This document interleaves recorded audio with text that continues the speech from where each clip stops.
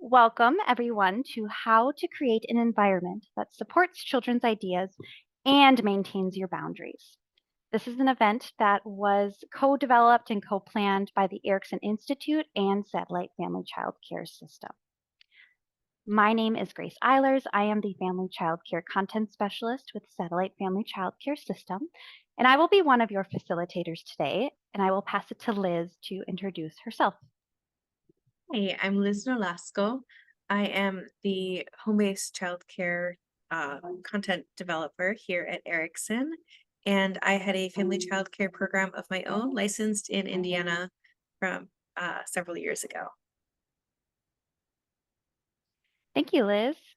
We will also hear from 3 family childcare educators through the form of a video interview, those being Janelle Moran from Honey Pie Nature Play School in McFarland, Kathleen Wolf from Kathleen Kids Home Childcare in Green Bay, and Sherry Bishop, owner of Precious Cargo in Pulaski, all of them being in Wisconsin. And we are going to go through our time together in we'll call them acts, 3 different acts. The first one, we will start by talking about how you can use positive guidance techniques with children to support them in making safe choices in your program. And we're also going to talk a lot about how you can maintain your boundaries and set up expectations in this section. And then we're going to go and we're going to talk about how you can promote autonomy through your environment. So how you can promote children to be independent and follow their own interests at their own pace through your environment. And then we are going to end by how you as the educator can encourage children to, again, through autonomy, through self-discovery and their creativity, how you can support that through your interactions and your program's curriculum. So those are the 3 parts that we will be going through together today. To get everyone warmed up with the chat, we will start with a question, as I love to do. And this question we will start with this evening is, what helps you feel valued? So again, if you are willing and able, we would love to hear from you through the chat. Right away, feeling seen and heard. Words of affirmation, being acknowledged.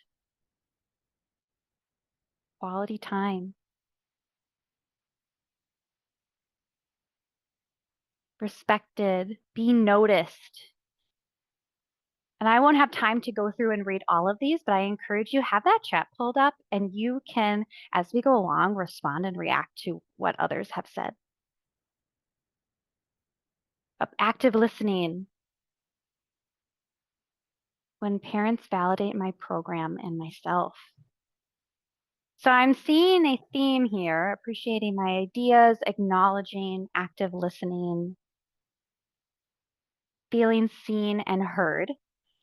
And what this question is doing is setting up the why behind what we're going to be talking about today. And it's this idea of belonging. And belonging is really getting at feeling included and valued by others. And it is a very, very key human fundamental need that we all share. Again, this idea of belonging. And to go a little bit deeper into that, belonging, when we think about this term, it is more than just group affiliation or belonging to a group of some sort. It actually begins the moment a person is born. They begin collecting and seeking information about things like who they can trust, who they can rely on, and how they're viewed by other people. So children need to feel valued, as many of you expressed, feeling listened to, seen, heard, appreciated, valued, having your opinion valued. Children also need to feel that as well they need to feel valued to then go out and try new things and take risks and think creatively. And I love to always think about how this looks like in other species, other animal species in our animal kingdom. And it turns out that a lot of animals also have this drive, this feeling of what a lot of people refer to as herd instinct, that they want to associate with other members of their species.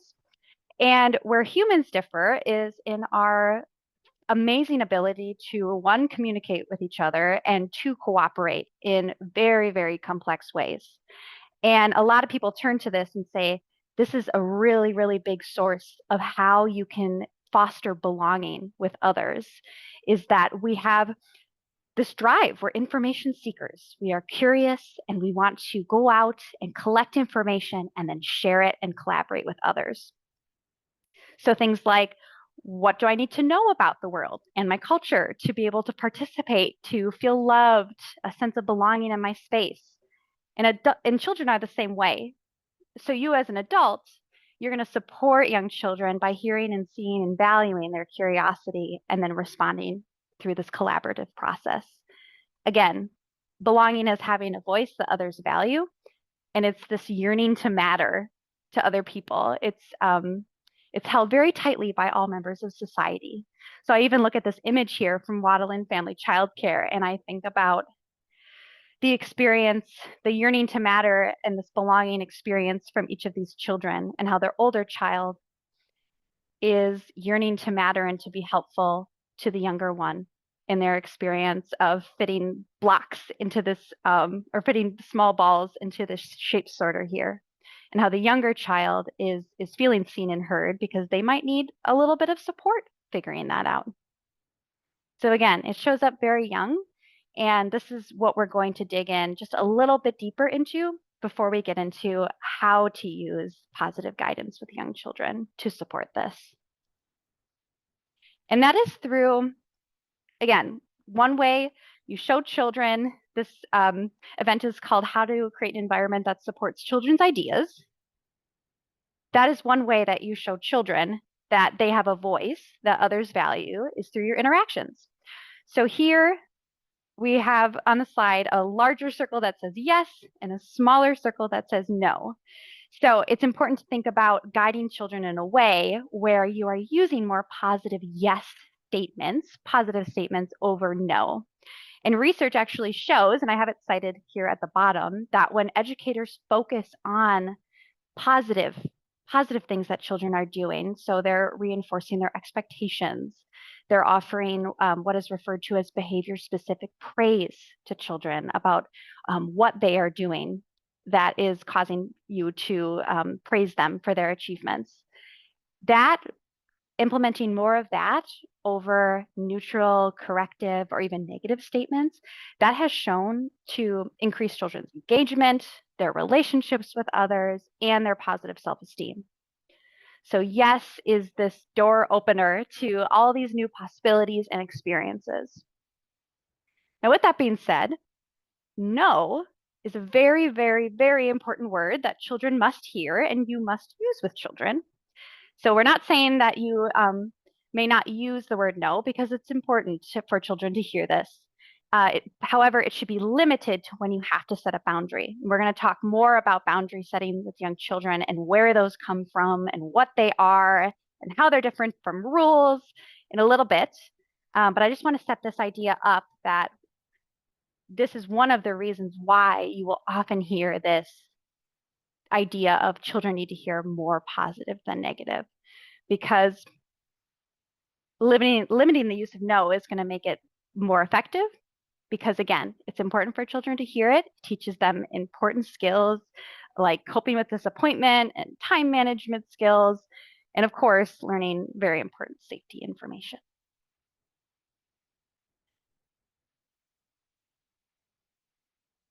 And even deeper than that, this is another piece of yes, of the yes environment and supporting children in a positive manner. And this is this idea of social acceptance. So on the slide here, you can see it says yes is validation, yes is acceptance. And this has to do with, again, humans from the day we're born, we're very, very focused on what others think of us and how we're viewed and how we are contributing to our group. So we are just in this constant pursuit to matter to others. And children are so sensitive to this concept. They want to matter. So when you listen, hear, and say yes to children's ideas, their perspectives, their experiences, you are saying to them, your experience is valid, and I accept and I respect you. Again, belonging is having a voice that others value. And this is contributing to that concept of belonging. I have a voice that others value. And on the flip side, too, again, when we think about setting a boundary, telling children no, that really is a social rejection. And again, it's very important to use that with children when it's necessary. But humans don't like feeling like we've made a misstep or socially that might affect our position in a group. It literally stirs and increases aggression in humans when we feel like we have made a social misstep, which is why it stirs up that fight or flight response, which is why you really have to focus on limiting no and thinking about more positive statements within your environment to help support that positive climate. Okay, so that was setting up the why. And now I'm going to turn it over to Liz to talk about this concept of guiding children using positive guidance techniques but first starting off by setting up your expectations. Thank you. Yeah, so like Grace said, this presentation is how to create an environment that supports children's ideas and maintains your boundaries. So I'd like to start this section on guiding children to make safe choices by defining what boundaries are and what rules are and where they overlap and also how they differ. Grace, do you want to go in one slide over? Thank you. So they are closely related and they both play a role in guiding children's choices, but there's a distinction. A boundary is something that you will do, and a rule is something that others should or should not do. They're both ways to set a limit. Blocks are for building on the floor is a rule. If there are blocks on the table, I will move them to the floor is holding your boundary. These both accomplish the task of preventing heavy blocks from falling on anyone's head, but the difference is who is ultimately responsible for the action. Having that rule for the children that blocks are for building on the floor sets the expectation for them. And having your own boundary is where and how you respond when the expectations aren't met. So having these in place and understanding where these differences are can let you more clearly see what's within your control and protects your peace, right? Learning the difference for myself was really helpful in regaining a sense of control where it was appropriate, right? Because we cannot control the children, we cannot make them do anything. But I set my boundaries, and this is what I will do when this happens. It gave me the roadmap to support all of the children and their varied needs for support in, being in accomplishing their own goals. And then it protected my own sanity and home when we were working out of there. Grace, I'll let you introduce these providers. Yes, we have our first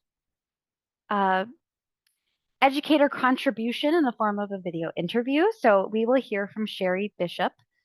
I asked her this question: how do you communicate with children about expectations and rules? And this was her response.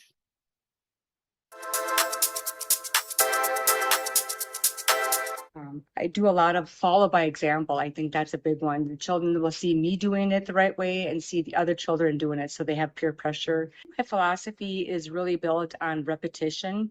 We'll do a lot of repetition from myself and even from the other children. So there's a lot of visual cues I can do, a lot of verbal cues.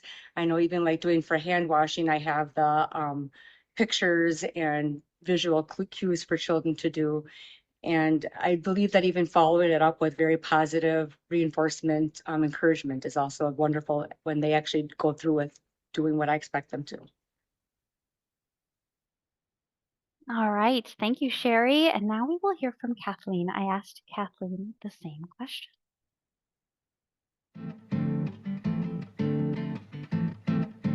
We actually make an expectation and rule board using actual pictures that I took of the kids doing what, the rules are. So we have three main expectations, which is we are safe, we are kind, and we are responsible. And then off of those expectations, I made the rules of, we walk inside, or gentle touches.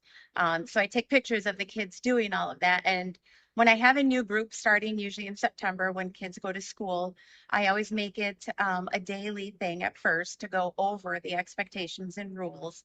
And then once the kids really start to understand and follow them on their own, then I do it maybe like once a week or once every 2 weeks if if it's needed. But I also share my expectations and rules with my families, so then they can practice the same things at home too, so the kids know what's expected. Because we go over the rules and expectations so much later on in the program or the year, I'll always ask kids, okay, why do we have walking feet inside? And the kids will be, because we are saved to be safe. Thank you, Kathleen. So what All right, I'll are turn the it back to you, rules? Liz. Oh, thanks. Sorry, I jumped the gun. What are the rules and expectations in your program? So think about both explicit rules, the ones that you name, like use an inside voice, walking feet inside, only adults open doors, or the implicit expectations that are rules, but they maybe aren't named. So these are things like, look at my face when I talk to you, or everyone can choose where they would like to play. So go ahead and type your rules in the chat, please. Gentle touches, walking feet, inside voices, only adults open the doors. Oh, eat at the table. Good old walking feet. Am I right? And you can see the image here on the slide. This is Kathleen's rules and expectation board that she created with the children. So you can see that this one at the time that this photo was taken, they have 4 expectations. We are safe, we are respectful, we are kind, we are helpful. And then from that, the rules branch off. So things like we wash hands, we follow directions. Gentle choices, kind words, no mean words. These are all excellent, and I think just about everyone is in agreement on most of these. I really appreciate how some of you have gone to some of those implicit rules where you don't necessarily say it all the time, or you might, but you know, things like using different words rather than saying no, if that's something that's important to your program. You know, being kind, right? That's a lot of rules wrapped up into one implicit expectation. So I'm going to ask another question that's going to sound really silly, but I hope you will play along with me and start thinking about it. Why are your rules in place? Where did they come from? And what do they say about your view of children or your fears about children? Safety, structure, right? These are, building structure with families. Keep everyone safe. Oh, teach children the way of the world. Maintaining the house, definitely. Liability, yes, don't get sued. Building structure, showing respect. Help children feel secure. Love that. It seems like these are based on the idea that children are new humans and learning how to behave in a group. And it is our job as the caring adults in our lives to teach them how those interactions are supposed to happen. So we're going to look at a few of the fears that are behind some rules that are set in programs that can limit children's experience of autonomy. These are some adult fears that on their surface are very reasonable, very common, that can stop us from letting children explore and take some developmentally appropriate risks. And I think we heard some of those in the chat just now. So those limiting beliefs are that children will get hurt, children will be out of control, The children aren't learning anything if we just let them follow their own interests. And the children will not be able to do this when they get to public school. We'll look at each of these individually and start to uncover some other perspectives. So first up is this idea that children will get hurt, right? We have a fear, this fear, and there's this idea in early childhood that I think a lot of people have heard is risks versus hazards. So a risk is, or actually I'm going to flip it because I think a hazard is a little easier to start with. A hazard is when there is an imminent danger that a child will not know of on their own, or will not be able to navigate on their own, even with some degree of adult support, right? If there's a puddle on the floor with a plug in it, a child is not going to know not to get out of the puddle. The adults need to remove that hazard from the environment. Versus a risk, which is a situation where a child could plausibly be mildly hurt, but they can also learn to navigate this. So this is something like climbing on a climber, right? I know there are certainly providers who don't have climbers out of fear that the children will fall and hurt themselves. And again, I think I should probably say this here too. If you as the educator are not comfortable taking a risk, do not put the risk in the environment for the child. That's going to be stressful for you. The children are going to feel it, and it's not going to have those same benefits of a risk taken with a fully supportive adult who is totally in it. So please don't come away from this saying, well, I'm going to put a trapeze in my living room because Liz said they should take more risks. But having those experiences of developmentally appropriate risks and independent exploration actually keeps children safer in the long run. When children have the experience of balancing on a low balance beam or climbing, to their height or a little above, they gain the physical confidence and competence to continue progressing in that area. And they gain the experience to know, oh, this is what feels unsafe. If they fall from a low balance beam, they learn what their body feels like when they're unstable, and they learn ways to regain that equilibrium and balance themselves. Engaging in that independent exploration helps build those skills that aren't on anybody's developmental checklists, but it helps their confidence. It helps them learn the environmental limits, learn their own limits, and keep pushing through them.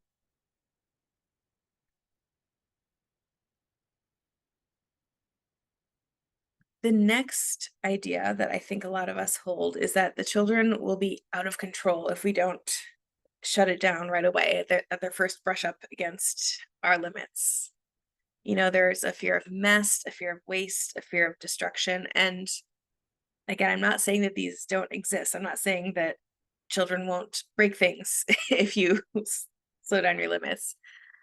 But I am saying that there are opportunities to teach children and guide children within the play that they're already engaging in without shutting it down. In terms of wasting materials, several years ago, I had a little guy who just was not satisfied with an amount of anything unless he had all of it. He was outside and he had every single hula hoop and every single ball and was just sitting with this dragon's hoard of toys because he needed to know that it was accessible to him. And it was hard as the educator in that situation to understand where he was coming from, because my gut was saying, he's just being greedy. What is this? And the other children were saying, I need something to play with.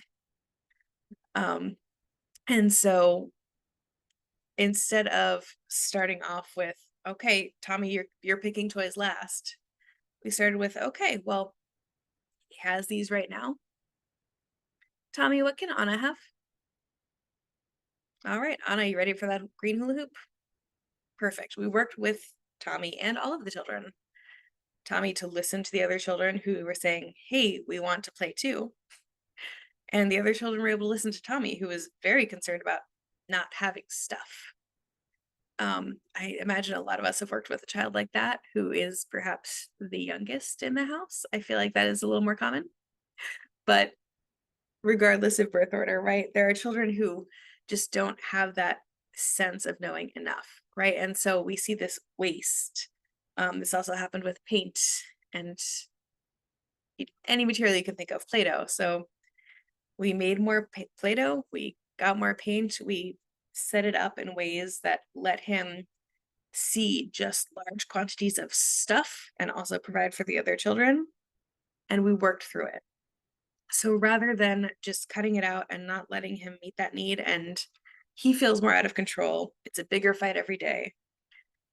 We met the need, we talked through it, and we let him waste to a degree, right? We let him use a whole lot more paint and dough than was necessary. But it was within those limits of, well, this is what I have. This is, this is the physical limitation of the space. So when children have an opportunity to meet their needs in collaboration with you as the educator, in collaboration with the other children, they know that they have your support, and they're not going to need to find ways to go, behind your back to get their needs met.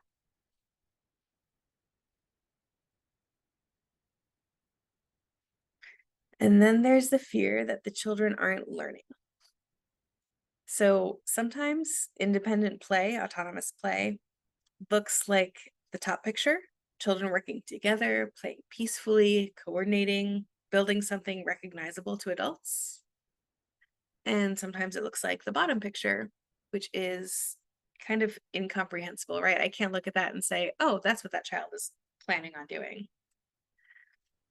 But just because we can't see learning doesn't mean that it isn't happening, right? A child has a very active inner world, inner life. Sometimes they need to see everything before they start working on it. Sometimes they will take months and months of doing things that don't look like progress. I had a little girl who was about 4, and she was still scribbling, right? There was no intention behind her drawing, but she was interested. She wanted to have the marker, she wanted to have the paint, she wanted to participate, but nothing ever looked like anything. And I was tempted, right, to start talking about, oh, well, do you notice how when you move the brush like this, you can make a circle, or you move it like this, and it makes a line. But I sat on it and I questioned myself a lot, but I sat and observed. And then all of a sudden there was something that she cared about. It was Easter. She wanted to paint Easter eggs. And lo and behold, she sat down, got a piece of paper, painted big ovals and squiggles and circles and everything she needed to make an Easter egg, because she had the experience of understanding the tools, understanding what she was working with, and just sitting and doing a lot of things that kind of looked like wasting paint and paper. But she was learning. She was building on her experiences to get to where she wanted to go.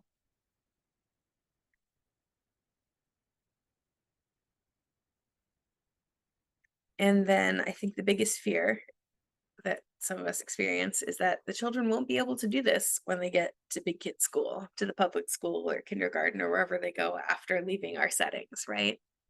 If we let them follow their interests, if we let them do what they're interested in, they won't know how to behave or follow the rules in later school settings. But early childhood is different than later childhood. Children learn the skills that they need for later in different ways. Having the opportunity to take initiative and follow their own interests in an early childhood setting supports children in taking initiative appropriately later on in school. And when they have those experiences of being supported in solving problems, in following their interests, in trying something and getting stuck, or trying something and failing, they're building the skills, those executive function skills in particular, necessary for later schooling, the self-regulation, the attention to detail, and the attention span that they're going to need that will serve them as they get older, rather than being guided through a series of totally teacher-led activities. These experiences let them follow their own intellect, and it grows their mind in so many more directions than I think even the most talented educator can put in a lesson plan on their own.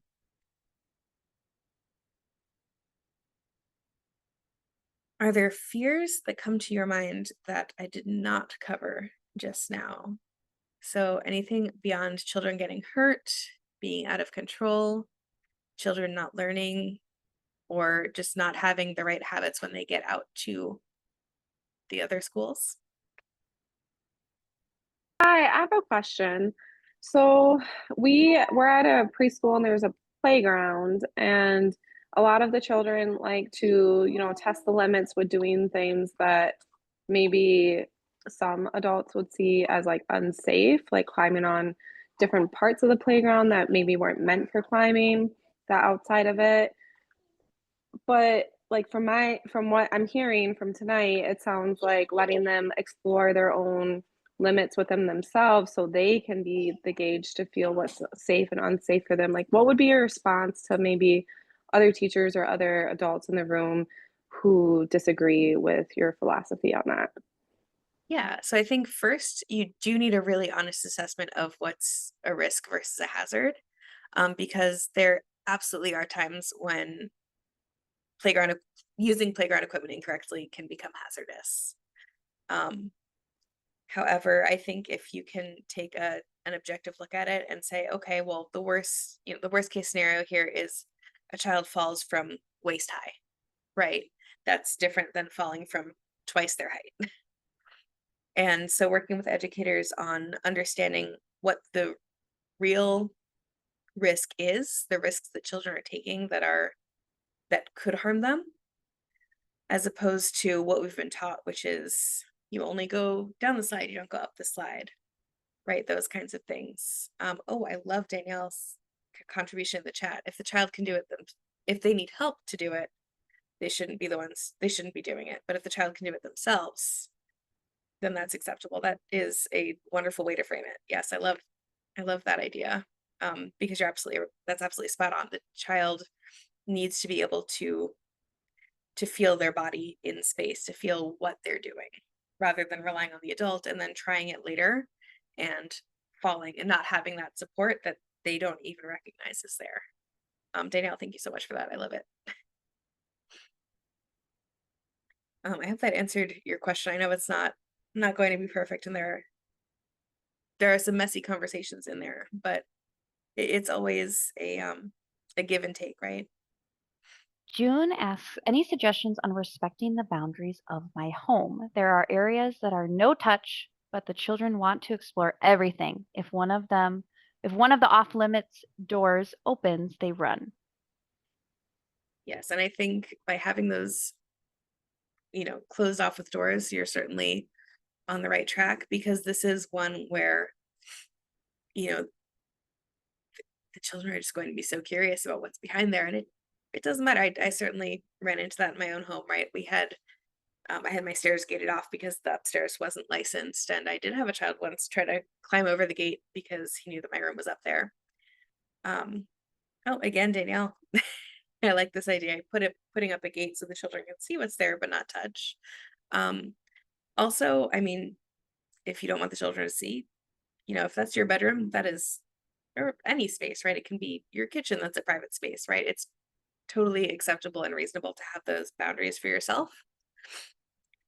And just continuing to voice that to the children, continuing to decide on your boundary for what you will do when the child tries to run into those off-limit areas, when those physical limitations fail or are not set up one day for whatever reason, right? Are you going to bring them out? What will you do when the children go in there? Oh, Another one from Emily. Children are being unsupported at home, i.e. lack of resources. And I wonder if Emily is speaking to this common thing that I hear of, we do all this work in my program. It might not also be, all of our work that we're doing might not also be reflected at home for whatever reason. Right. It can definitely be hard when you're not on the same page as the grown-ups in that child's life. and that's certainly another piece of this, right? Having your families on board, being able to talk to them about why your limits are in place, what your limits are, and what children are and are not allowed to do in your home. And sometimes that changes over time. Sometimes that involves having a conversation of, oh, so and so climbed up the slide today, and that's okay here because they're building these gross motor skills, they're building these motor planning skills. And sometimes that turns into a really difficult conversation with a family who is terrified that their child's going to get hurt. And that's, we have to have these moments of bravery where we can talk with families about what's in the best interest of the child from our perspective, and hear what the families believe as well. Because the goal of this is to serve the child and the family. It is not to push an agenda, right? If there is a family that is absolutely terrified, that's different than a family that has a little bit of a gut reaction, kind of a gut twinge, and you can talk through it, right? It's all like the conversation about working with co-teachers earlier. It's all in relationship with the whole community. I saw a few more, Liz, again about this worry of injury, which is a Yeah. very valid worry and concern to have. Absolutely.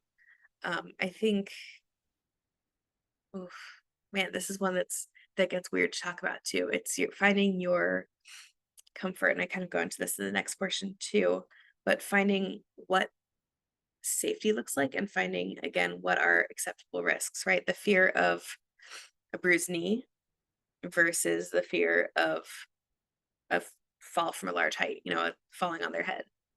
Those are two very different injuries to worry about. Paris says, I have a 2-year-old who puts everything in her mouth and I'm afraid she'll choke. The kids are leaving pour all the toys out on the floor, leaving it hard to keep her from putting things in her mouth. What can I do? Right, so this is another rule boundary situation. So this idea of the rule is, I assume the small toys don't belong on the floor, right? Or the small toys need to be played with in a place that the littles can't access. And so your boundary then needs to be, okay, if these toys are on the floor, I will bring them to the table where they're supposed to be. And then sometimes it's, you know what, this is not working today. They keep ending up on the floor. We're going to have less of them out. We're going to put them aside for today. We're going to try again tomorrow. Figuring out how you can keep that 2-year-old safe, because you're right, that's a hazard for a 2-year-old, not a risk. So being able to say, we're going to limit the number of toys that are out right now, which I understand can get dicey. I know there are certain materials that you need to have a certain number of out at a time for ECHRS or FCCERS. But being able to set those boundaries and figure out how you can solve that problem to keep the 2-year-old safe first, and then work with the older children who are pouring out the toys and leaving those toys out, to understand what their role is here, what their responsibility is to the community, to that little child. And then June asks, could you comment on limits regarding language? Some older kids have recently used inappropriate words like ugly and frickin' and more, right? So that is also safety. That is emotional safety. Yeah, we could But hold on to this one, Liz. Yeah. Keep people wanting more. We're a lot of what you guys are coming with and talking about, we're gonna get to. So why don't we hold that one? I'll put it on my shoulder over here and we'll get back to it. All right. Perfect. Oh, Gloria, Grace, do we have time for Gloria's? And then keep moving? Is Yeah. that Yes. okay? That sounds good to me. That sounds good to you. Yeah. So Gloria asks, how do I encourage or put a boundary on toy dumping or throwing toys? So this, I think, is one. So you named 2 play schemas that are actually super important for young children. So dumping and throwing are both huge, especially for toddlers, but sometimes you'll see it in your 2s, 3s. It's atypical by about 4, I would say. But the toy dumping and throwing, if you're seeing that it comes from this interest, these are actually some of the very beginning skills in learning science and physics and cause and effect. So I think the way that I have put a boundary on dumping and throwing toys is by setting aside certain dumping and throwing toys, right? And this can be done on the cheap. I had old balled up, not that old, they were clean, balled up socks and a laundry basket for throwing, right? Oh, you can't throw the blocks, you can throw these balls. And it's the same with the toy dumping, right? There's something satisfying, I think, for a lot of children on pouring out, the whole box of Mega Blocks or the whole thing of cars. And some of that is they need to see what's available to play with, right? So sometimes that might be limiting what's available in any particular set of items. And sometimes that might be, again, an opportunity to dump. That might be pitchers and water over a sensory bin, or some other safe way to really dump stuff out, or sand in a sensory bin or a sandbox outside, right? Just things to dump that are not the toys that have other ways to be used. So a lot of the rules that we've talked about are for the sake of safety. And so what does that safety look like in your program? And when you think about physical and emotional safety for the children and yourself, what strikes you as important? So a lot of educators are becoming increasingly aware of the value of risky play, which we talked about a little bit. Children being supported in taking known risks, like climbing or balancing or initiating play with someone they didn't know before. And so they learn that persistence, resilience, and self-confidence. Playing with a child they didn't know before as taking an emotional risk might be something that a lot of us haven't thought about before, but it's not actually that different than any of us, walking up to someone in a cafe and saying, "Oh, I like your shirt," right? Initiating an interaction, a social interaction, can be difficult, and it's putting yourself out there, and it can involve and does involve a degree of emotional risk. And with the name calling, right, or the bad words, that those words used against people, again, that's a safety concern. That's a risk that they're taking to use those words. But it's about emotional safety, and children who are being called ugly are not going to feel safe in your program. Just like Grace was saying earlier about that humans being social creatures and social acceptance being so important. Setting those limits about when words can be used or where words can be used is massively important in creating that community where everyone feels supported. Beth in the chat suggested that she's told older children that if they need to say spicy words because they're feeling spicy, they can say them quietly in her ear, or they can ask their parent when they can say those words. Beth, I do really like the idea of talking to their parents about when they can say the words, because I think getting the family's input on what words are okay is pretty critical. So when you see these risks, social or physical risks that children are taking, it's our role to scaffold the experience and give the children the benefit of our knowledge by giving them information about why you're stopping what they're doing or what they should be looking for to keep themselves or others safe, right? The example with the toys on the floor and the 2-year-old putting them in her mouth. When you stop the children from pouring all the little toys on the floor, if you just say, pick that up, they don't understand why that's important. They know it's important to you, but it probably doesn't factor into their needs. And so it's going to kind of go in one ear and out the other, right? But when you tell them, look, Katie's on the floor, she can get hurt by these little toys that are there, that gives them this sense of community, this sense of being important. I'm protecting Katie by making sure I pick up all the pieces from my game and put them back on the table. And like Grace was saying earlier, that specific praise, right? Oh, thank you. I see that you picked up your marbles. I really appreciate that. It gives children that self-confidence and that pride in themselves that lets them follow their interests. It lets them explore. It protects them and it protects the other children around them. In both their bodies and in their hearts, right? letting them work out their social experiences is important, and there have to be rules and limits and boundaries set there. I think most of us have probably experienced usually 3 to 5-ish, usually girls, but not always, getting into the "you're not my friend anymore, you're not invited to my birthday" conversations.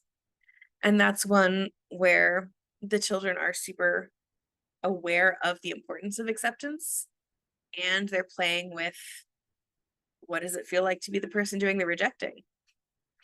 And while there's nothing wrong with not inviting someone to your birthday party, it's mean and unnecessary to tell them that they're not invited. So find how you can support the children. Danielle said her girls say that "you're not my sister," which is another solid way to sever that relationship.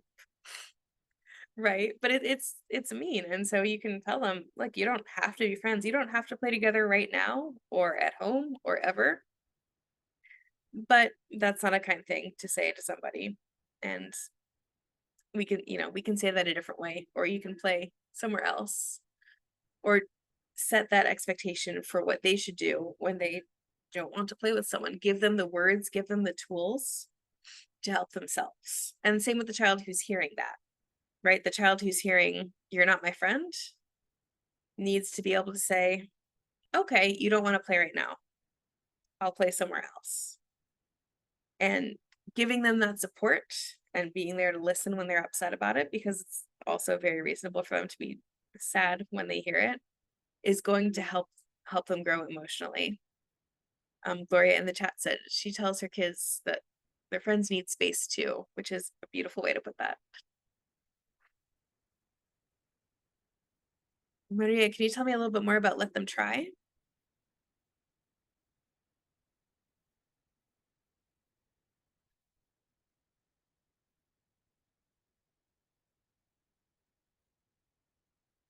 Feel free to come off of mute too if that's easier. I wonder if Maria was responding to the question on the slide. Oh, supporting children risk taking. That makes a lot more sense. Thank you, Grace.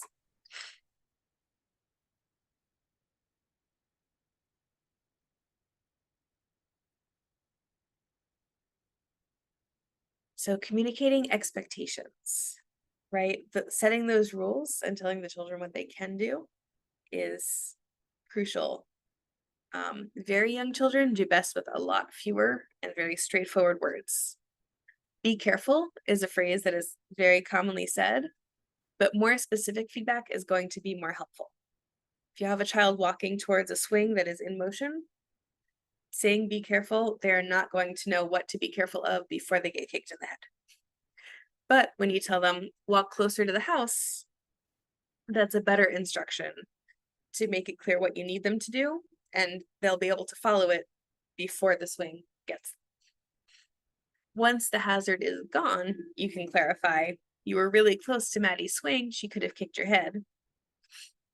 And so the children learn, oh, I should watch out when I'm walking past the swings, make sure no one's on them. This does get more complicated with emotional safety. I don't know if anyone's familiar with the term sportscasting as it relates to young children, but it's a term from Magda Gerber and Resources for Infant Educators that refers to child-directed speech that sounds like a sports broadcaster. So if someone on ESPN is narrating the way a player is moving, an educator who's sportscasting is narrating the way a child is playing or interacting. So if you're noticing 2 toddlers in dispute over a toy, you might decide to sportscast before intervening more directly. You could say, "Oh, Pamela had the bear. Mateo, you'd like the bear too. Pamela looks sad that you have the bear." So at this point, you might pause, see if they've registered that you're talking, because it's possible they haven't. They're just so focused on the bear, but usually they've registered it. They might be looking at you. Right? You might be able to talk through them or talk through the scenario. I don't think I mentioned it, but in my mind, these are like 18-month-olds, right? Who don't have a lot of words just yet. So you might be able to offer another toy to Pamela, who said about the bear. Mateo might decide to offer the bear, or he might not, and that's okay, right? But helping them notice what the other person is feeling, or helping them notice those risks that are in place, are really just being able to communicate those to the children in a timely manner is what's important, helping them build the awareness of their own surroundings and the people that they are in community with.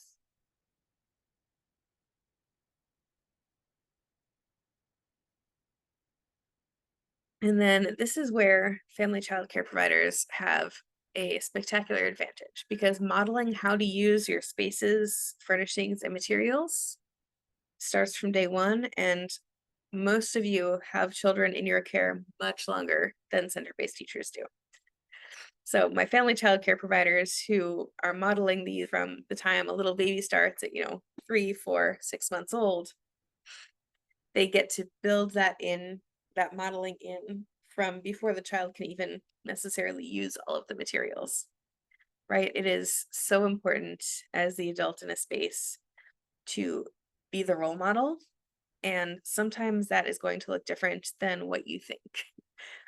When I was in early Head Start, I had constant toy throwing from my toddlers.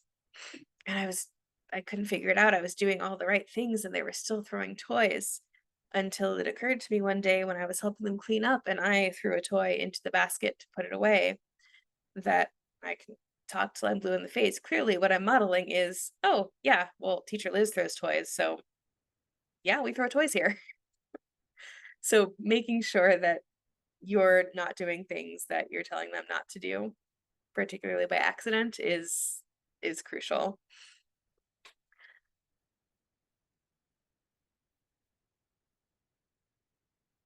And then there is the magic phrase, and I desperately wish I remember who I got this from. But my very favorite phrase in early childhood, it also works with significant others when you're a little bit confused about what they're trying to do. What's your plan? So you might be looking at the slide and going, I don't know what any of these images have to do with one another. When I was doing family childcare, I had one of those dome climbers in my yard, and we started outside. Once it got to late spring, when it would get really hot in the afternoons, we'd start the day outside. So we got in a good couple hours of outdoor play. And we went outside, and one of my, I think, 4-year-olds ran over to the climber, was ready to go. And then he saw inside almost the entirety of one of those triangles a huge spider web. So he saw this and he ran straight back to me and told me that there was a spider on the climber and he would not be climbing that morning. He would go find something else to do. And he, true to his word, wanted nothing to do with that climber and that spider. Now, a rule in my program was we don't hurt living things. So I wasn't going to kill the spider, as some of my friends suggested. And I knew that it was harmless, so I wasn't actually going to move it either. There was the entire rest of the climber that the children could use. The spider was using a little corner. We could cohabitate in this moment. So we go inside a little bit later, and little guy Isaiah says, Teacher Liz, I need the yarn. So it's a big ball of yarn. It is kept a little bit out of the way. So I give him the yarn and he runs to my dining room and he starts wrapping the tables and chairs together. And it is at this moment that my licensor walks in, and God bless her, she did her entire visit on the couch, typed up all of her paperwork, and put her printer on my side table. That is just a little bit of a departure to let you know that these things will happen at the most inconvenient times. But Isaiah tied all of my chairs around my dining room table with that yarn, and I saw him start, and before he got very far, I asked, Isaiah, what's your plan? And he goes, oh, I'm a spider and this is my web. So he was building this understanding of what spiders do, why they might build webs, how it might feel to be a spider in that web, and creating, a jumping off point for a whole exploration of spiders without really engaging with the real spider, but engaging with the idea of spiders and spider webs on his very own terms. And I could have stopped it. I could have said, no, this is a tripping hazard. No, I need my table. And none of that would have been unreasonable. But how much more valuable for him to have that experience of building his web and being in his web. And this wasn't something that was going to permanently damage anything. You know, the risks were minimal. It's possible he might have tripped on the yarn, but it wasn't a big trip as he was crawling anyway to get fit under the table. So once I was able to check in with myself, realize that these risks were low and he was learning a lot from this experience, I was able to let him follow his ideas and have this experience of being the spider.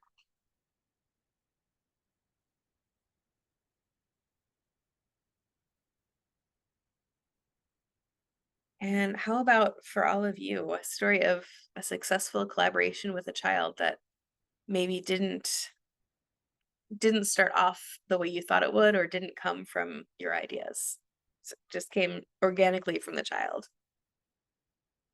I also want to add to Liz, I think just to add on to what you were saying, as we talk about these things together, is there something that comes to mind where there was a moment where it sounds like Liz, in that moment where when the child's wrapping the yarn around the table, you had that little moment of, ugh, no, or like you wanted to say, like, shut it down, Mhm. and then a collaboration of, what's your plan? Oh, this is what I'm doing, happened and followed that. So I think I just want to emphasize what we're trying to get at here is, was there a moment that you had that you can think of where you had that moment that Liz was just describing, like, ugh, stop it. Don't do that. But then you paused. So we just would love to hear stories of moments like these. Ooh, Deb has a story. Deb says, last summer the kids decided they were going to trap a chipmunk. They proceeded to try this and that for 2 hours. Talk about building executive function and persistence and focus. The chipmunk kept on breaking through, and Deb says they were just glad the chipmunk was accommodating. Oh, and June says that they went outside the other day following evening rain and saw worms all over the road and driveway. So the morning turned into a worm hunt. June says perhaps they wanted to stop the worm touching, but it ended up being a lot of fun and certainly valuable to those children who likely would not have been allowed to touch all the worms in other settings. Sarah says they've had moments that nature provided good learning opportunities. Yeah, I am noticing a theme that these are very animal related. And I wonder if I've maybe accidentally primed everybody with the spider story, or if it's just that natural, the natural world can be so much less predictable and spark that much more interest from children. Oh, staying outside to watch a storm roll in.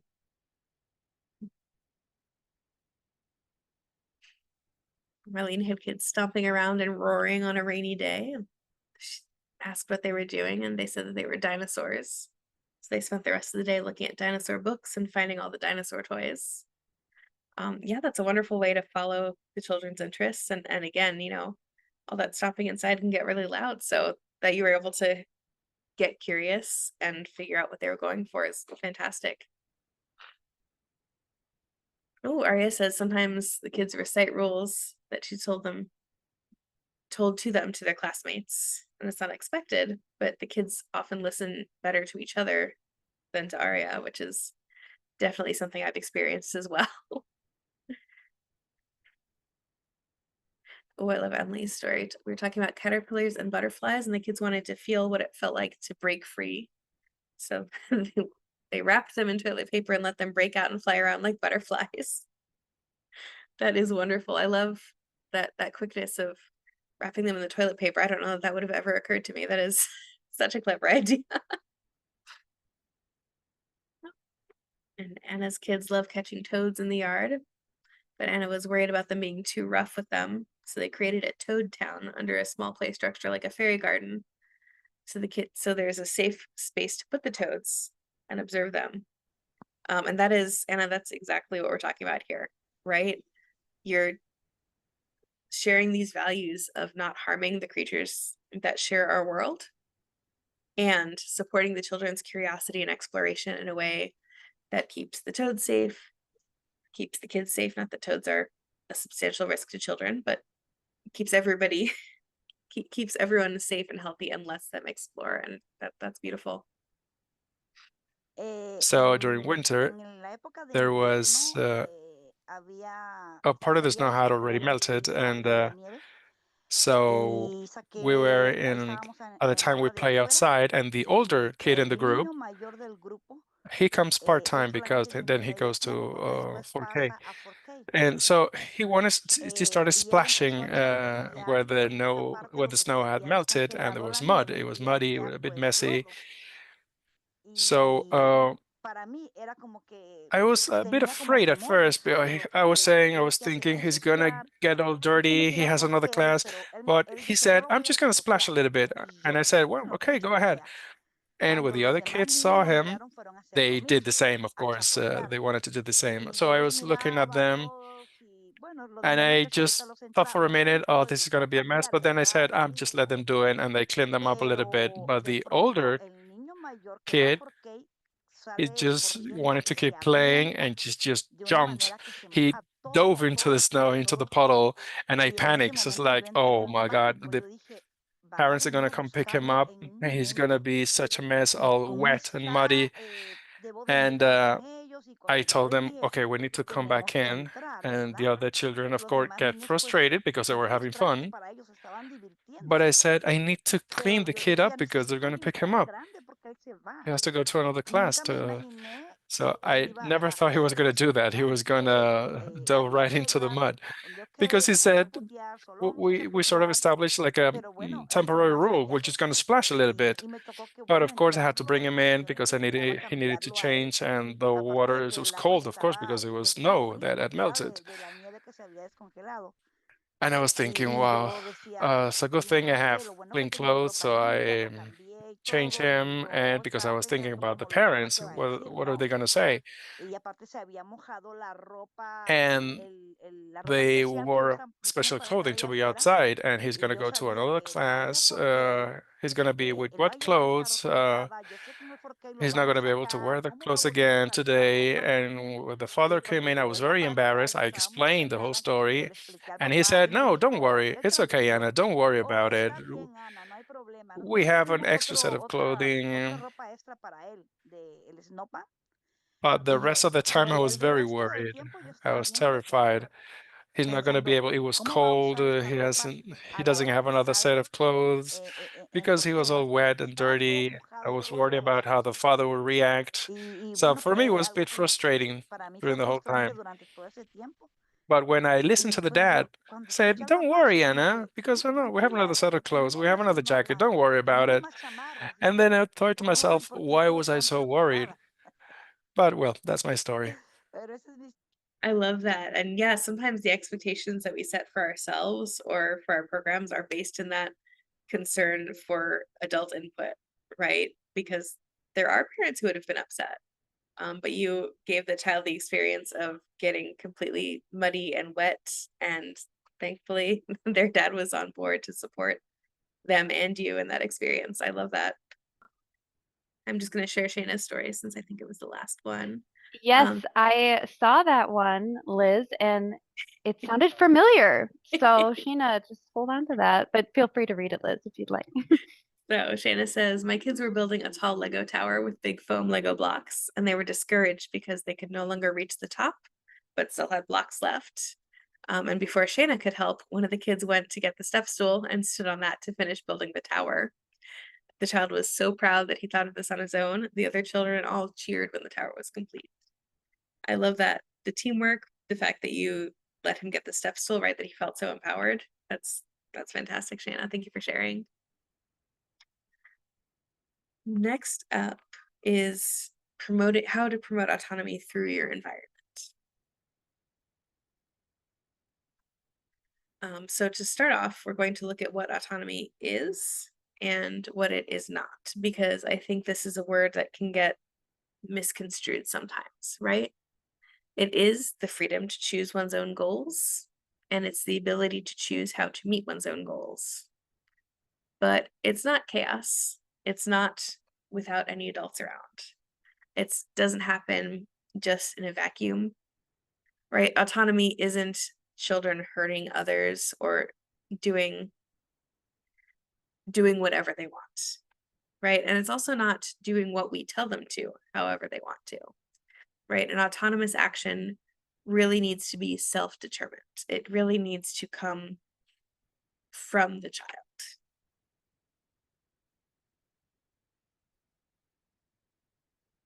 So why do we value autonomy as a goal for children to accomplish, right? We need to take the long view as early educators. We see children, from sometimes birth through, up to middle school age, right? We need to take that long view of who they grow into. We value autonomy because we want children to feel that they have agency in the world. They can help control what happens to them. Now, it's not total control. There are certainly many circumstances outside of them, but we want them to have that confidence that comes from knowing that they have an influence on the world. They can overcome obstacles, and they are free to explore their own curiosity for the sake of curiosity.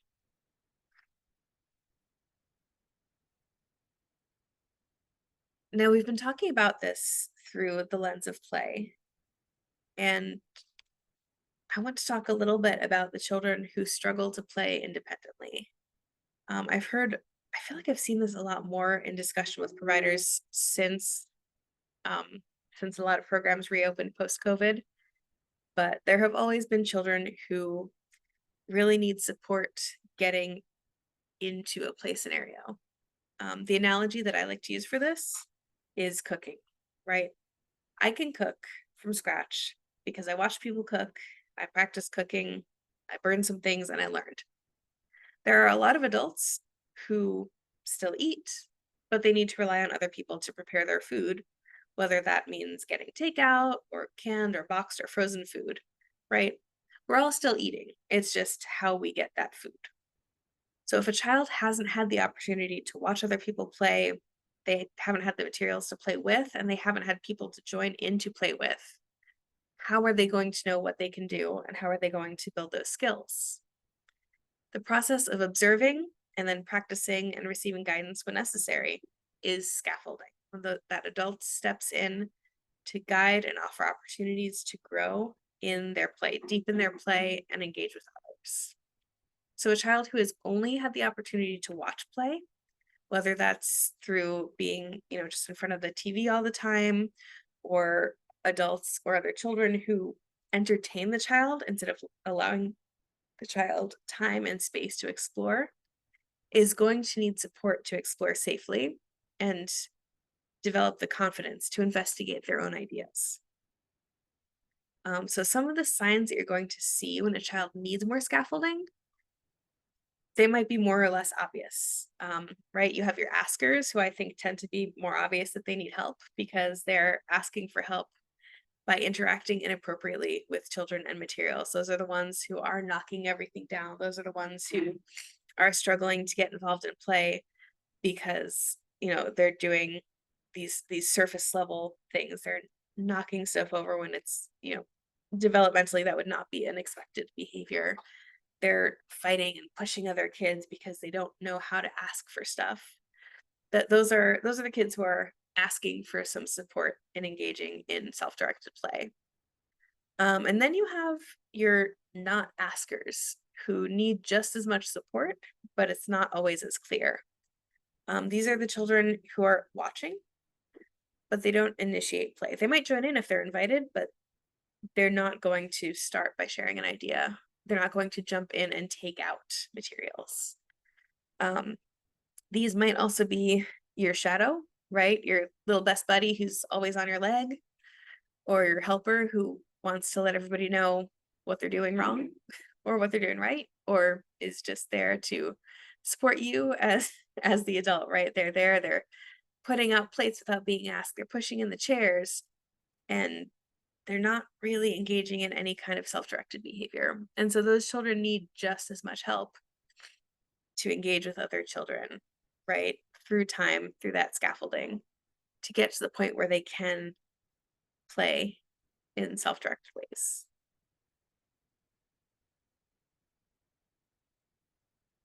In the Reggio Emilia approach, the environment is referred to as the third teacher. It communicates to children what is acceptable in a space what we want them to do, and how we want them to act. This might also sound familiar if you've taken pyramid model training. Look at these adult spaces and think about what you know the limits are, what you're supposed to do, and what the seating, lighting, noise level, and available supplies tell you. I picked these because I think they're generally familiar spaces, and because we are all adults, right? We have seen probably treadmills before and know that, oh, that's a gym, those are for running. If you didn't though, seeing a whole bunch of treadmills in a row might not register to you. You might not know what that expected behavior is, right? So in the same way, children walk into our spaces and go, huh, what are all those things? And they need the support of, you as the educator to let them know, oh, that, we won't say that's a treadmill, you run on it, but oh, that's paint. Let me show you how to get some and a paintbrush and how you put it on the paper, right? It's the same, I think this library example too, if a child hasn't had access to books and you've got books in your program, they're going to be much more interested in what the paper does than all those silly marks on the paper. So as the adult, scaffolding the child's experiences and helping them build the skills to participate is crucial in partnership with the environment, which communicates some of those limits for you as well.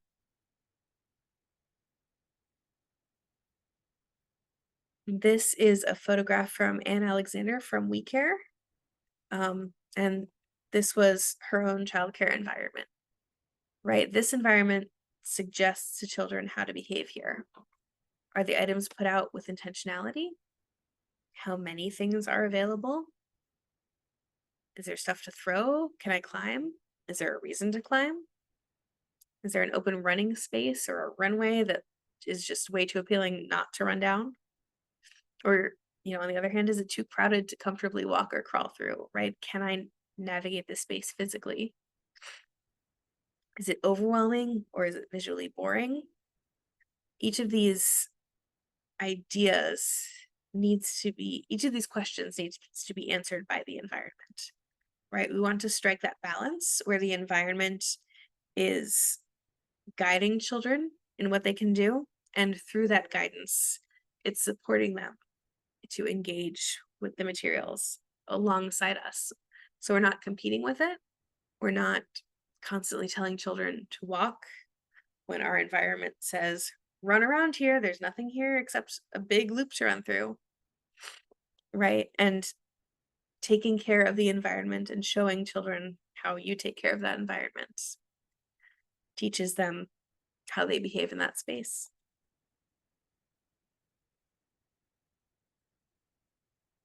Now, Shana, this is why Grace was kind of laughing about your story, because I had a very similar experience. We had all these magnetiles. Ren was not quite 2 here. I want to say this was like a week before he turned 2. He was building and building, and the magnetiles got too high, and I heard him just in time say, step stool, and run and get the step stool out of the other room to bring it over to the magnetiles so he could complete his tower from the vantage point that he needed, because it was too high for him to comfortably keep building. And when your environment reflects your trust in the children, and you have these supplies available, right? Shana, you had your step stool available, the children knew they could use it. And you as the educator feel good about having supplies out for the children that are not hazardous. There are providers who would stop a toddler from climbing on a step stool on their own for fear of them falling. But a 4-inch fall is pretty manageable, right? So building that autonomy into the environment with experiences, with allowing children to experience autonomy, and the materials that support them in meeting their own goals. And you can build your partnership that way. So far, we have discussed, okay, how do you identify and set your boundaries, and how you can think more critically about your physical environment and what it's communicating to children.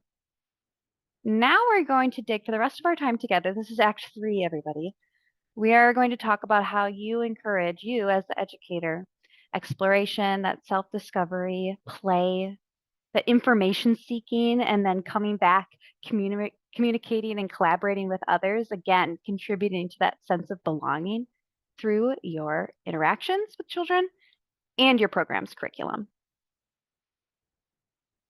Just to reiterate what we've already been talking about when we say children's ideas may come from, one, what children show you. Well, they will come from what children show you, and sometimes what children tell you, depending on their age level, their ability to express themselves verbally. So what children show you, that can include things like how children use your space, their behavior, how they decide to play, to create, to move. All of that has to do with what children show you. And what children tell you, this has to do with children's questions, their preferences, their hypotheses about the world and what's going to happen next, their observations, their stories, their imagination and creativity. So just to set it up before we go and you see the fancy Venn diagram that I have prepared for all of you today, the two sources of children's ideas, what they show you and what children tell you. And children have a lot of ideas. And you as the educator, these are your hands at the bottom here, you must hold all of these pieces. You must hold in mind, as we've been talking about, children's ideas, what they're showing and telling you, what is actually safe, and then what feels doable. And again, those two are very separate things. What feels doable is not the same for every educator in every space. So what is safe? These are what are the risks? Is this hazardous? This is, will others be impacted? Is this following health and safety guidelines? Could this end in significant harm? Is this dangerous? These are all the questions that you must think about when determining if what a child is showing or telling you is safe, physically and emotionally safe. And then there's the what feels doable. And the questions to think about that concept, am I comfortable with this? Can I support it?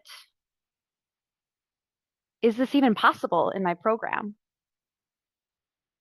Do I have the resources? And a big question to think about is it destructive? Which again is not the same for everyone. I think about I saw a child take chalk and start chalking up, trying to cover the entire wooden playset. And how some of us might get that reaction, thinking that it is destructive, and other people might not. So that one is a very subjective thing that is going to differ for every educator in every program. And I look at this background here of children drawing on the wall. And if we think about this as an example for how to use this concept of all of the things that you are holding, because again, we want them all to align. We want children's ideas to align with what is safe and what feels doable for you. And sometimes that doesn't always happen. So how can you as the educator guide children? How can you nudge it to the middle so that it's in all three in perfect harmony? It feels doable, it's safe, and it's coming from the child. And say in this example, and we're going to talk through a few of these, and I encourage you to think about times where this might have applied in your program as well. But thinking about children drawing on a wall, is it safe? Yes, no child is going to get physically hurt from drawing on a wall.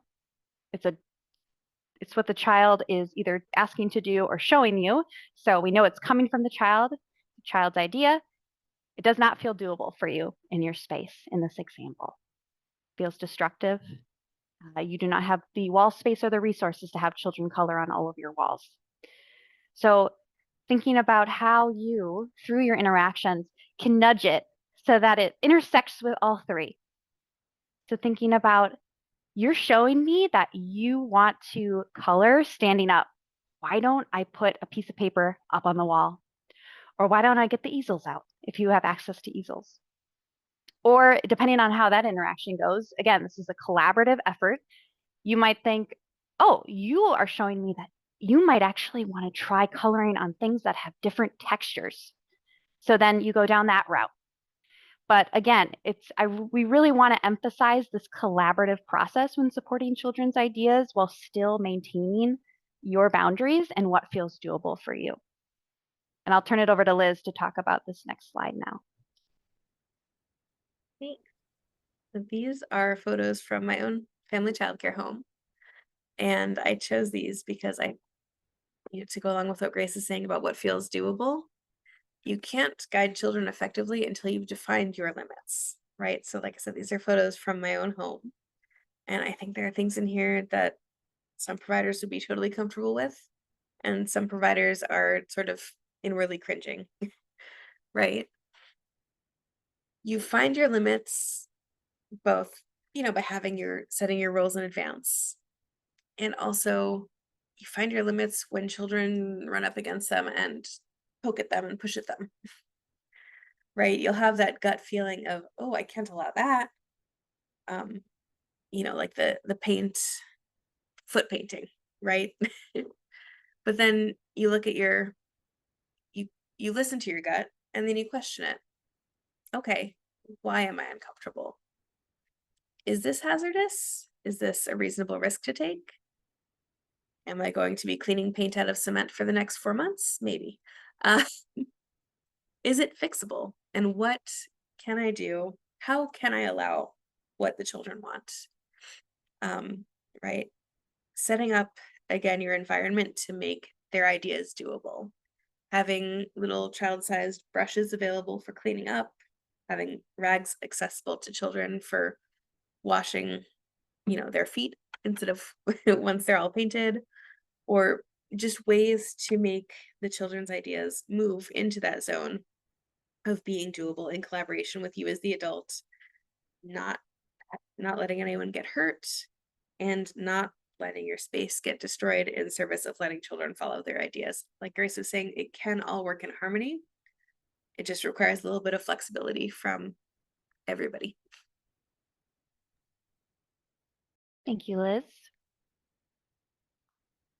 I asked Kathleen, do you have any tips on being more child-led as we're moving into just in your daily interactions and then thinking long-term for your curriculum and your program?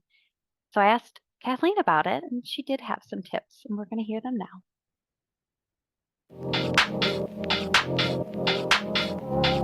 I do. So I have two different sensory tables in my program. I have a large one and then a smaller one. And every week I let the kids choose what goes in the sensory table to give them more power and to make their play more enriched and memorable for them. My schedule consists of a lot of child-led play. So I let them choose what toys that they can play with because we have a yes environment. So anything in the program or the room they can play with. And then it's my job as the teacher to observe and then also help guide them a little bit further in their learning and what they're practicing to help expand, their creativity and pull from past experience and knowledge that they have to help extend it to new knowledge. To me, a child-led program is acknowledging that kids are capable and just give them the materials and let them play, and they can create so many different things.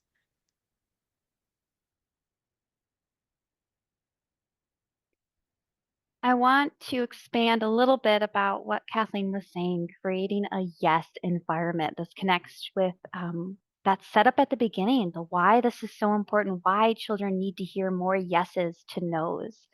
And part of how you can do that, because again, children have a lot of ideas and they do not always align with what is safe and what feels doable for you.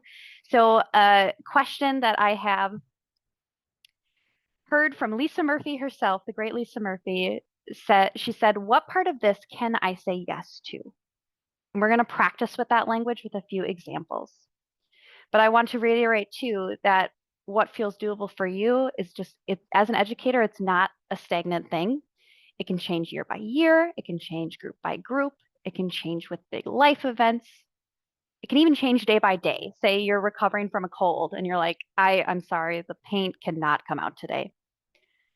So there are many, many reasons for saying no, not today. And it's really, really easy to say no because we as adults hold so much power. We hold so much power and it's so easy to say no. And I even look at this image here and I think about when Kathleen took these children to the woods. And for some of you, that might feel like a big task to do. And I notice if you look closely, the children don't have any shoes on. And I think back to Anna Bertha's story earlier about if a child comes to you and says, "Oh, can I take my shoes off?" And your gut reaction might be like, "Oh, it's going to be really messy. And I don't know, is it safe? What are the parents going to think?" And you have all of these mixed emotions. And that day it might be not today, but this day it was yes. And you can see most of the children have their shoes off, they're splashing, they're getting that sensory experience of being grounded on the ground and the earth. So again, it takes time and it's going to be different for everyone. So that is why Liz and I are not here to tell you how to run your program or your classroom. We're here to give you some framework on how to think about supporting and valuing children in different ways in your program. And we're going to practice with what part of this can I say yes to? So here's the first example, and this is a pretty simple one. You have a child who is coming to you and is saying, I want to paint, or maybe they're just showing you. Maybe they don't even tell you. Maybe they just go and get the stuffed animals and they're like, I want to paint with these stuffed animals. It's safe. No one, no one's going to get hurt. It's coming from the child. So if you're thinking about that Venn diagram, we'll stick it right in the middle there because in this example, it doesn't feel doable. It doesn't feel sustainable. It doesn't feel like you have the resources to have them paint all of your stuffed animals and for them to be maintained long term. So let's think about that question. What part of this can I say yes to? You might say, it sounds like you're showing me you want to paint something that is 3-dimensional. Let's find something that is big and 3D, and we can wash it after it's done. So again, putting it back on the child, if it's a child with limited language skills, offering choices other than the stuffed animals that doesn't feel doable to you. And we can help nudge it to the center where it's all aligned. And, in this scenario, it might be that we're going to get a tub and we're going to put some trucks in it that are easy to clean. That's all about that cooperation. And again, this is what's contributing to that sense of belonging and responsibility in your space. Another example here, the board book, ripping board books. You have a child who, again, it's an infant ripping up the books, wants that experience. They have a need of, I really want to rip and tear. Is it safe? Yes. The child's not going to get significantly harmed from ripping a board book. It's coming from the child, so it falls in that category. But again, it doesn't feel doable to you. So how can we nudge it? What part of this can I say yes to? And that might be something as simple as, you are showing me that you want to rip and tear. Here's what you can rip and tear, and give them the option or give them a couple choices. And in this photo here, you see it's some old magazines. Because again, it's either the child's ideas, we want to value and honor that. How can you collaborate with children in a way that nudges it into what feels doable for you in your space with those boundaries that you have? Okay, so this one's a little different. You can see there's a small circle just in the child's ideas bubble, because say you have a child who's showing you a physical need. They need a physical challenge of some sort, and it's not feeling safe what their idea is to do. And it's definitely not feeling doable for you. So we'll just put that little circle. We'll have it fall in the children's idea category. Again, what part of this can I say yes to? You might say something like, you are showing me you want to climb, and then offering them an alternative to climbing, and whether that be, oh, let's set up an obstacle course in the basement where there's room and a fall zone and space for you to climb safely. Or depending on your program, you might say, well, let's go outside. Let's find a way for you to get this need met so that child feels seen and heard. So continue to think about it in this idea of what part of this can I say yes to? I love that phrase.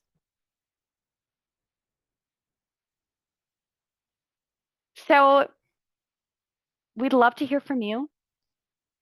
If any of these examples or this concept of what part of this can I say yes to resonated with you, is there a way that you could have pulled a yes from that instead of just shutting it down? Which again is so easy to do as adults because we hold a lot of power over children. Another example, Akeisha says, I think the sponge animals would be a good idea for that. Yeah. Yeah, that could be even another what part of this can I say yes to? You want to paint with animals. I have sponge animals that we could paint with. How fun is that? So again, that collaboration, that cooperative process with you and the child, trying to come to a common ground where all three of these are aligned. June says, I had a child recently ask to take out Play-Doh when we had a short window of time to work with. I suggested alternatives, but perhaps I could have permitted it with a timer. It's tough, and we're not saying that that wasn't an appropriate time to say, no, I'm sorry, we don't have time for that. Because again, no does teach children about time management. Sorry, we ran out of time for that.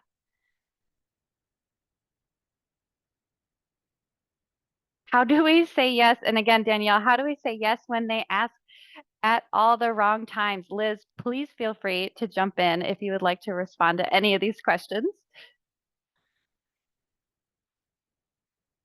The tricky one, I think that goes kind of along with what Grace and June just said, right? They're asking at the times when it's not possible, but finding those, it's okay to say, like Grace said, not right now, but we can do this tomorrow, we can do this later, as long as you're ready to follow through. Yeah, I think yes later is so powerful because it is still a yes statement. Yes, we can get the Play-Doh out when we have time in a little bit, and then you will have to think of some way to showcase that to or show that to the child, whether that be a visual schedule, especially if the child doesn't know or is newer and doesn't know exactly what's coming next. But then again, what Liz said, that follow through is really important. And Deb, thank you for the lovely image. Deb says, I try to think, is it really hurting anything? I'm going to share a picture, one of my faves. And it's a child who is laying down in the mud with a scooper, or I can't see it, it's kind of small. But I think the main point here is laying down in the mud.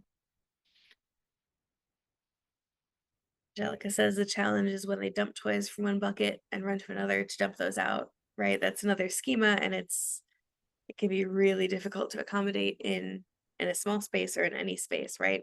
But what can you say yes to dumping? How can you create something that gives that same satisfaction, that builds the same skills, right?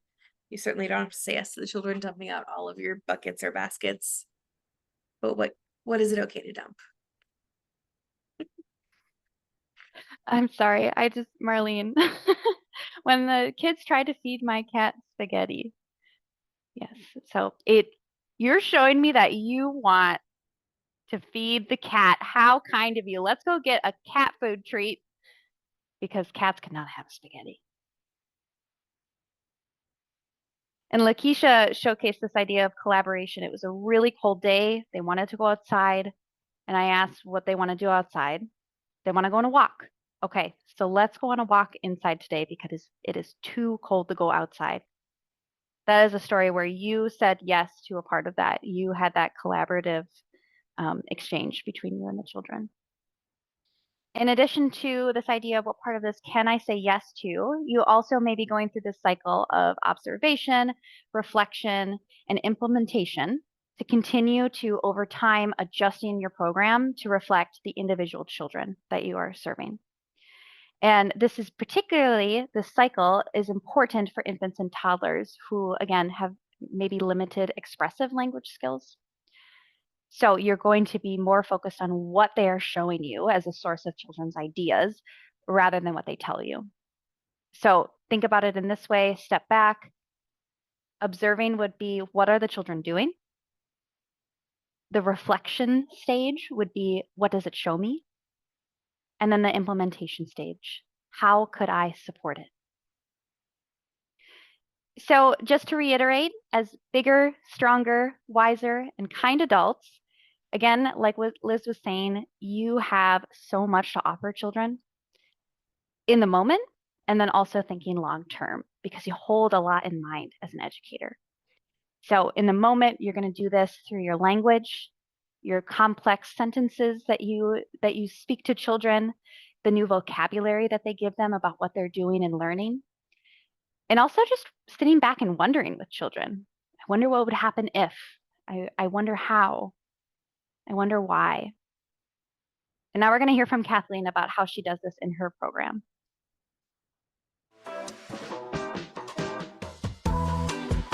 I have a couple different things that I do. My most important ones are I have 2 different questionnaires that I give parents actually before enrollment. The first one is a nature-based questionnaire about the children's comfort levels with nature and their experiences with nature, because we go outside daily. And my other questionnaire is more about like family traditions and culture at home, so I can make sure that the transition from, home to my program is as comfortable for the child as possible. I also do a lot of observations of the kids, and then after observing the kids, I know what they need, what I can change about my program, or what else I can do to help them.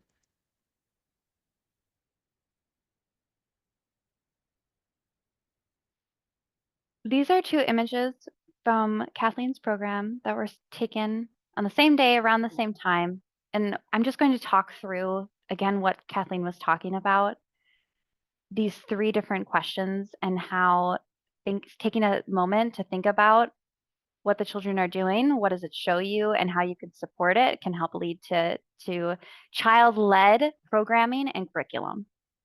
So again, these are questions to consider in the moment and then also long-term. So what are the children doing? I look at these 2 images, and I'm sure we would all agree that they are building with ramps and tunnels and blocks and storage bins. The child on the right even has it propped up on a shelf. What does it show me? It shows me, these 2 images show me that these children can spend a significant amount of time and effort on their creations. And it also shows me that they might be interested in things like tunnels and ramps, speed, gravity, all that stuff. And then thinking about that third question, how can I support it further? How can I expand on it? And in the moment, you might come to the child and say, tell me about what you created. Or depending on your approach to early childhood education, you might snap a picture and ask the child about it later, might not engage in the moment because they're busy working. It just depends on how you show up during children's play. But depending on what the child says, you could start asking questions. You might say, I wonder what would roll down the fastest. In the long term, thinking about these 2 images, how could I further support it? You may wonder, oh, well, maybe I should start looking, what other things do I have that could also be used in this type of play? Ramps, could I find plastic tunnels to add to the space? Could I find different types of balls with different textures that will roll at different speeds that I could put near this area in my program? You could even, thinking about it from a community level, oh, maybe I should reach out to my local post office, call them up and say, hey, can we come visit and can you show us how you use tunnels at the post office? So again, all of these different things, these are coming from these 2 images with these children in a moment in time, and all of the curriculum and long-term planning and expansion on their learning that can come from it just by asking these 3 questions. And finally, this will be the last concept for us to think about when we are talking about how to put more of children's ideas in your program is very directly asking for children's input.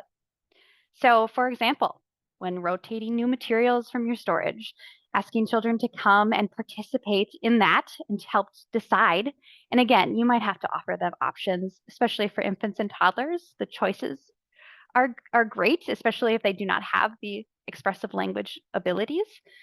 And another example would just very simply be books on the bookshelf. Let's get out a ton of books and y'all can come over and help choose which ones are going to go out.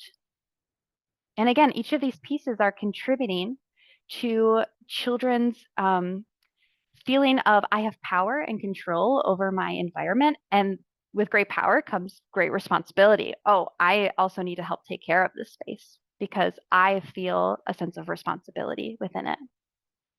So again, just a couple other very small ideas. Again, these little baby steps of giving over some of that power and control to children. What should go in the sensory bin today? Or even thinking long term, hey, what are some meals that you all really like that you would love to see on the menu? Asking for children's input. We're going to hear, Janelle has a really unique way that she does this. So we're going to hear from her and then we'll wrap up our time together.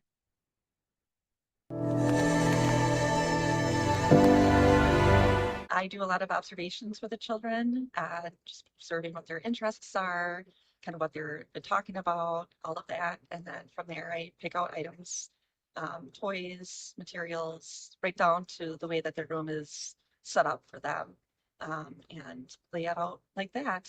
Sometimes they'll ask for certain toys that they enjoy playing with, and we just go to the toy closet and pull it out and add it to the environment. So during the summertime, we do kind of like theme days just to kind of make it a little bit more fun, especially with the school agers that we have. So we'll sit down and just kind of ask them, like, what do you want to do for science projects? What do you want to do for math? What do you want to do for field trips? And so we'll plan out our entire summer that way. And I'll bring in the families as well, ask them if they can volunteer and bring in some ideas and activities.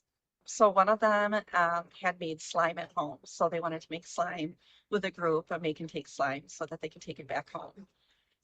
It was real interesting, but a lot of fun. We've also done volcanoes with baking soda and food coloring. That was upon the request of a child. And then the flour and salt painting activity. Yeah, so it's a lot of fun when they bring in their own ideas and add to what we're doing day to day. They take a lot of ownership and it makes the activities that much more exciting for them. And here's an example of from Janelle's program of, again, a child-initiated experience. They found mushrooms growing outside. The children were very interested in it.